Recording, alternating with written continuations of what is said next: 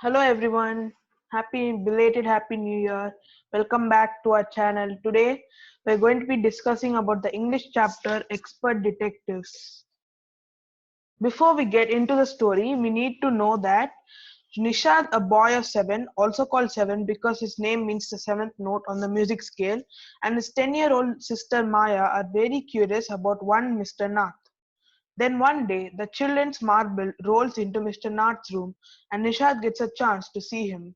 Is he a crook on the run? Why is his face badly scarred? Why has he no friends? Nishad's mother, a doctor, knows Mr. Nath as a patient who is very polite. So basically, Nishad and Maya are having these kind of questions on Mr. Nath. They're thinking whether he's a crook and why is his face badly scarred and why has he have no friends. So let's get started into the story. As we walked back towards the clinic, Seven said, "He doesn't look anything like a monster, Maya, but did you see how thin he is? Maybe he's very poor and can't afford to eat." "He can't be poor if he is a crook on the run," I told him. "He's probably got millions of rupees stashed away somewhere in that room." So Maya thinks that Mr. Nath is a crook on the run, and whereas Seven thinks that he's not a crook. "Do you really think he's a criminal, Maya? He doesn't look like one." Nishad looked doubtful. "Of course he's 1/7," I said, "and he certainly isn't starving. Mr. Mehta told us Ramesh brings his meals up from the restaurant downstairs." "But Maya, Mr. Mehta told us he doesn't work anywhere, so how can he possibly have money to pay for food?" Nishad said. "Exactly," I exclaimed.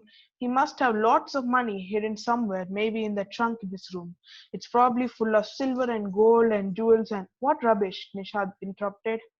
So basically, Nishad is still trying to argue his way to make sure that to tell his sister that Mr. Nath is not a crook, but his sister is confirmed that he is a crook. "I know I'm right, stupid," I told him. "By the way, Seven, did you see his scars? I couldn't, it was too dark, but I bet he got them during a shootout with the police or something." "Mummy told us quite clearly they were burn scars," Nishad said firmly. "Perhaps the police had to set his house on fire to force him out," I suggested. Seven looked unsure. On the Monday following Mamma's birthday, Seven went alone with her to the clinic at Gurgaon as I was spending the evening with a school friend. When they returned, Nishad told me that he'd be seen Mr. Nath, and I felt most annoyed that I hadn't been there. Seven had been quite upset about Mr. Nath's gaunt appearance and was sure that he was starving. He told me that he had knocked loudly on Mr. Nath's door that evening and said, Open the door quickly, Mr. Nath." The man had opened it and asked him, "Lost another marble?" He had obviously recognized my brother. "No," said Nishad. He had taken the man's hand in his own and thrust a bar of chocolate into it. So Nishad thought that Mr. Nath was really starving and he was really poor. So Nishad gave a bar of chocolate to Mr. Nath as his food or something. "Did you get a chance to peek into the trunk, Seven?" I asked. Nishad looked disappointed. "He didn't even ask me in," he said. Then he smiled. "But I did find out something, Maya. I went down to the restaurant where Ramesh works and questioned and talked to him." "Good for you, Mr. Detective," I said, patting him on the back. "I hope you questioned him properly." Seven looked pleased. "Ramesh told me that he takes 2 meals for Mr. Nath every morning and evening, and 2 cups of tea, one in the morning and one in the afternoon. Ramesh says he's not very particular about what he eats. It's always the same food, 2 chapatis, some dal, and a vegetable. Mr. Nath pays cash and tips well." "Ramesh told me something very strange," Maya, Seven added. "Almost every Sunday he carries 2 lunches to Mr. Nath's room, and the same man is with him each time. He's tall, fair, stout, and wears spectacles. Ramesh says his visitor talks a lot, unlike Mr. Nath, who hardly speaks." So basically Mr. Nath has the same food, that is 2 chapatis, some dal, and a vegetable, and every Sunday one man who's very tall, fair, stout, and who wears spectacles comes to him every Sunday, and he hardly speaks a lot, whereas he speaks a lot, whereas Mr. Nath who hardly speaks.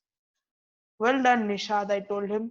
Now that we've made some progress with our inquiries, we'll have to sort out all the facts like expert detectives so that we can trap the crook. How you do go on, Maya? Seven sighed. How can you possibly imagine he's a crook? He looks so ordinary. Criminals can look quite ordinary, Smarty, I retorted. Did you see the picture of the Hyderabadi housebreaker in the papers yesterday? He looked like any man on the street. Nisha looked doubtful. The monsoons broke the next day.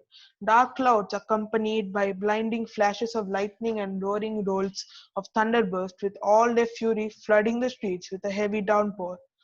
School was to have reopened after the summer holidays, but no traffic could move through the flooded roads and there was an unexpected holiday. I thought I'd spend the time usefully. I sat at my desk in our bedroom with a sheet of paper before me. Part 2. I wrote in large block letters, catching a crook, expert detectives Nisha and Maya Pandit by appointment to the whole world. Then I began writing. About half an hour later, I turned toward Seven, who was lying on his tummy, chin cupped in his palms, reading comics. Want to hear what I've written? I asked. He looked up questioningly. I listed all the facts about we know about Mr. Nath, which might help us to trap him. I said, want to hear?